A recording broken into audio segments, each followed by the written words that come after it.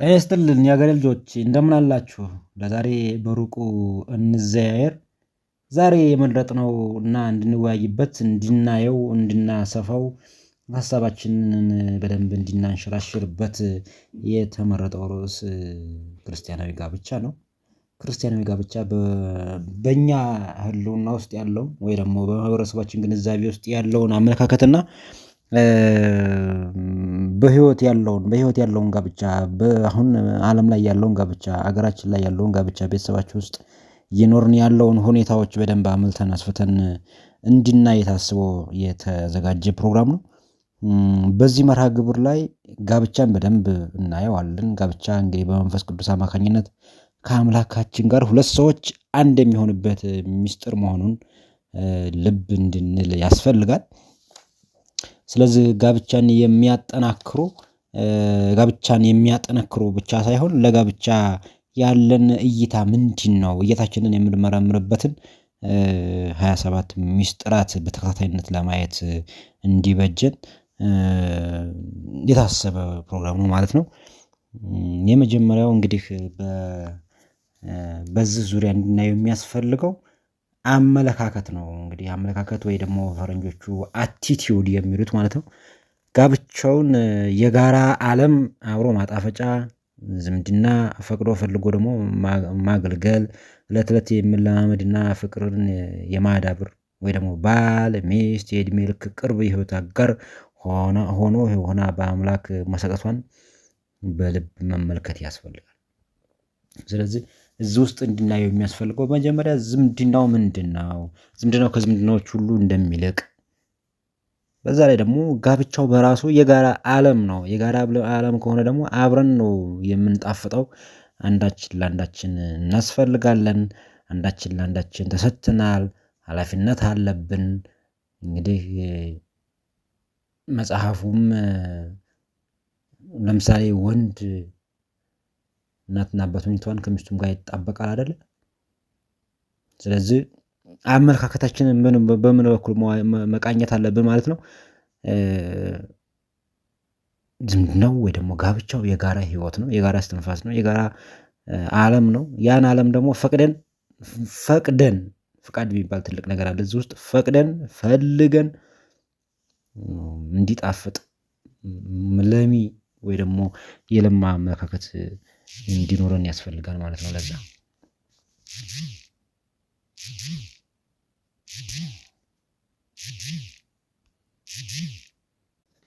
ስለዚህ በጎውን አመለካከት ዝምድናው የጋራ መሆኑን በደንብ የምናይበት አተያይ ያስፈልገናል ማለት ነው። በሁለተኛ ደረጃ የምናየው ደግሞ ይሄ ወሰኖች ወይ ባውንደሪስ የሚባለውን ማለት ነው። ያለ ወሰን በትዳር ጣልቃ መግባት የሚችለው የትዳር አማካሪ ዘመድ ፍቅር ክርስቶስ ብቻ ነው። ያለ ወሰን ትዳር ውስጥ ጣልቃ መግባት የሚችለው የትዳር አማካሪ ዘመድ ፍቅር የሆነው ክርስቶስ ብቻ መሆን አለበት ነው። ለዚህም ነው ስለዚህ ሰው አባቱንና እናቱን ይተዋል ከሚስቱም ጋር ይተባበራል ሁለቱም አንድ ስጋ ይሆናሉ የሚለውን የማቴዎስ 19:5ን ቅድም አንስቼው የነበረው ማለት ነው።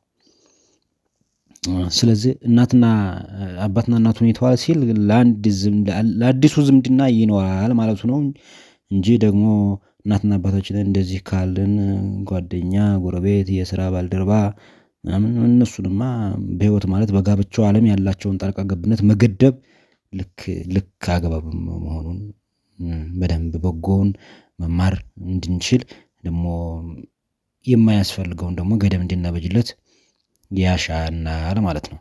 ስለዚህ በዚህ በጋብቻ ዋናው ነገር እየተማሩ ማለትም የህይወት ልምድ እየወሰዱ ላንቺ ላንተ ቅደም እየተባባሉ መኖር ነው። ያ በጣም አስፈላጊ ነገር ነው። ፈቃድ መስጠትም ይገባል። እንደምታውቁት ፈቃድ በጣም ትልቁ ነገር ነው። ፈቃድ ትልቁ ነገር ማለት በህይወት ውስጥ የምንሰጠው እያንዳንዱ ተግባራችን እያንዳንዱ እንቅስቃሴያችን በፈቃዳችን የሆነ ነው። በፈቃዳችን አንድ ሰው ብዙ ጊዜ ፈቃድ ትልቅ መሆኑን ግንዛቤ ሳንሰጥ ከቀረን እያንዳንዱ የምናደርገው ነገር የሆነ አልባሌም ሊሆን ይችላል። ቁም ነገር የሰራንበት ቁም ነገር ብለን ያሰብነውም እያንዳንዱ ያደረግናቸው እያንዳንዱ ውሳኔዎች ድምር ነው ህይወት የሚሆነው አይደለ? ስለዚህ ፈቃድ ደግሞ እንድናደርግም እንዳናደርግም የተሰጠን ስልጣን ነው። ወደምንፈልገው እጃችንን እንሰዳለን። እሳትና ውሃ ቀርቦልናል ግን አይደለም።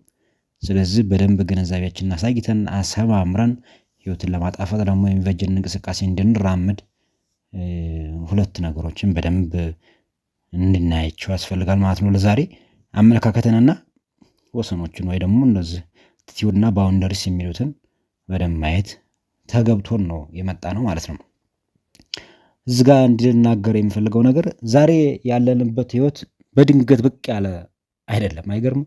በድንገት ብቅ ያለብን አሁን ያገኘ ነው። ዛሬ እንደው ብቅ ያለ ደርሶ ቦግ ያለ አሁን የበቀለ ምናምን አይደለም። በጊዜ ሂደት ውስጥ እየፈጠር ነው። ያ ሂደት ደግሞ ከሆነ ጊዜ በኋላ የተገለጠ እንደውም እለት እለት ነው የሚገለጠው አይደል? እያንዳንዱ እንቅስቃሴ ሰው በልቡ ያሰበውን ራሱን ነው የሆነ ጊዜ የሚኖረው። ስለዚህ ድንገት እንደው ዛሬ ያለንበት ህይወት ድንገት ብቅ ያለብን እንዳልሆነ ከተገነዘብን በየዕለቱ በእያንዳንዱ እንቅስቃሴያችን በእያንዳንዱ እስትንፋሳችን ለትዳራችን ለጋብቻው ህይወት ደግሞ የሚገባንን በጎ አመለካከት በጎ የወሰን ምልከታ በጎ የጋራ ዝምድና መሆኑን የምናይበት አይን ያስፈልገናል ማለት ነው። ምን ለማለት የነገውን ህይወታችን ደግሞ ያማረ የበጀ እንዲሆን የቀና እንዲሆን ዛሬን ምን ማለት ያስፈልጋል? በደንብ መቃኘት፣ እያንዳንዱን ነገር በደንብ ማየት ያስፈልጋል።